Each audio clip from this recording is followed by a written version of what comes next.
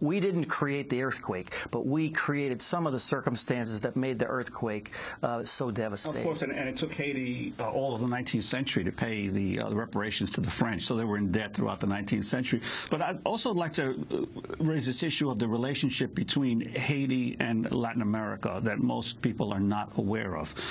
Because, Amy, as you recall, the times that we were in the presidential palace in Haiti, the palace that has now collapsed, there was a statue on the second floor of the presidential palace in Haiti to Simón Bolívar, the great liberator, because in the early 19th century, when Simón Bolívar attempted his first revolt against Spanish rule, he was defeated and he fled in exile to Haiti.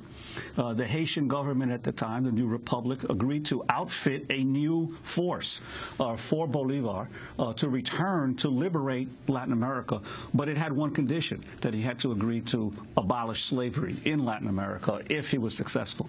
And as a result, there's always been this close tie between Venezuela long before Hugo Chavez. Right. In fact, when Aristide was first overthrown, it was not Chavez who was president, but it was Venezuela who granted him asylum and offered him to come to their country because there has been a long tie of appreciation from Venezuela, Colombia, and the peoples of the America for the assistance that Haiti gave them in their liberation. And one other thing I think that's important when people are saying, well, where are the police? Where's the rescue squad? Where's the fire departments? Where's that? Haiti has the most non-governmental organizations of any country in the world. The entire country has, in a sense, been privatized. And anybody who's ever visited Haiti is struck by the fact that of these big SUVs that are flying through town with the UN forces in them, every NGO and charity that you've ever heard of in your life is working in Haiti. But their first reaction when something like this happens is to withdraw, to try to find their own people, to try to make sure that their place is up. So the flip side of the good that they are doing is that they have substituted for the public sector. And so the public sector is not vibrant, it is not there, it is not connected, it is not resourced and the like. And the role of the NGOs has this negative part to it as well. And it's interesting you raise that. I wanted to turn to Naomi Klein for a minute. We were together last night at the Ethical Culture Society, where she addressed the crisis in Haiti. But as I write about in the shock doctrine, crises are often used now as the pretext for pushing through policies that you cannot push through under times of stability. Countries in periods of extreme crisis are desperate for any kind. We're going to go back to that in a minute. We're just going to improve the sound of that tape. But let me go a different direction then. I wanted to bring you the quote of someone else who was talking about history, and that was the evangelist, Pat Robertson. I wanted to get your response to Pat Robertson. He made this comment yesterday. It was on the Christian Broadcasting Network program. He claimed that Robertson claimed that Haiti was cursed after it made a pact with the devil.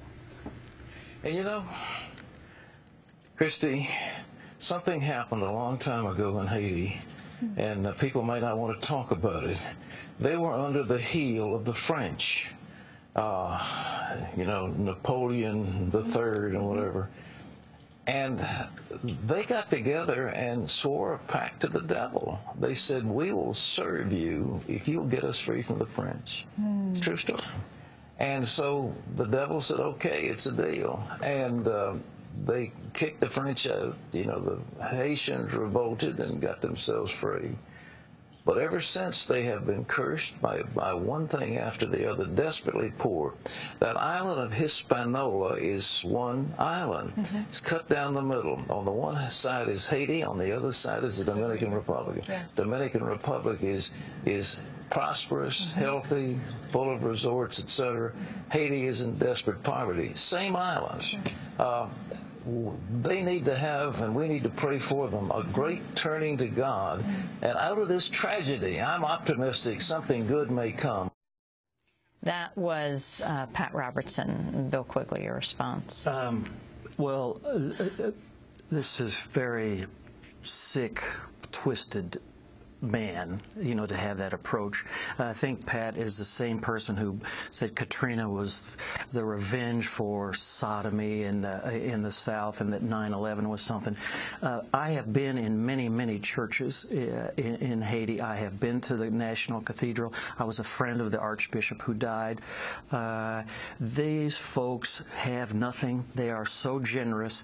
They are so inspiring, because even when they have nothing, to meet a stranger, as you would know from going there, they'll give you half of their nothing. And people spend Sundays and Tuesdays and Thursdays and Fridays in church praying, asking for health, asking for cures for the illness for their children, asking for the chance to go to school. They are deeply, deeply religious people. And this idea that they made a pact with the devil, I think it is not something that's peculiar, unfortunately, just to Pat, because this idea that Haitians and voodoo, that there's some sort of very, very special thing, not talking about the Irish, the myths that we have as Irish, or the different kinds of traditions that we have as Germans or Italians or other people like that. There's a very deep racism in that. There's also a very, very deep just a twisted understanding of what the role of the church is and what it can be for people. The first thing, I guarantee that the very first thing that people did once they found their relatives alive or dead is that they prayed. And a lot of the screaming and crying that people are hearing in the streets, those are screams and cries to God, asking for help, asking for forgiveness, asking for assistance.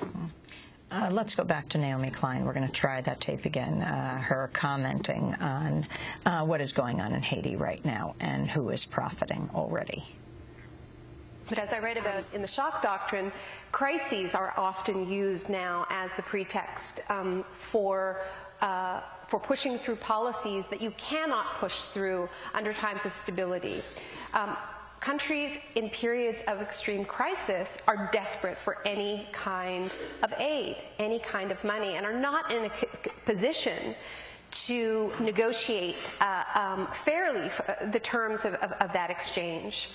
And I just want to pause for a second and read you something, which is pretty extraordinary. I just put this up on my website. The headline is, Haiti, stop them before they shock again. This went up a few hours ago, 3 hours ago, I believe, on the Heritage Foundation website. Amidst the suffering, crisis in Haiti offers opportunities to the U.S. In addition to providing immediate humanitarian assistance, the U.S. response to the tragic earthquake in Haiti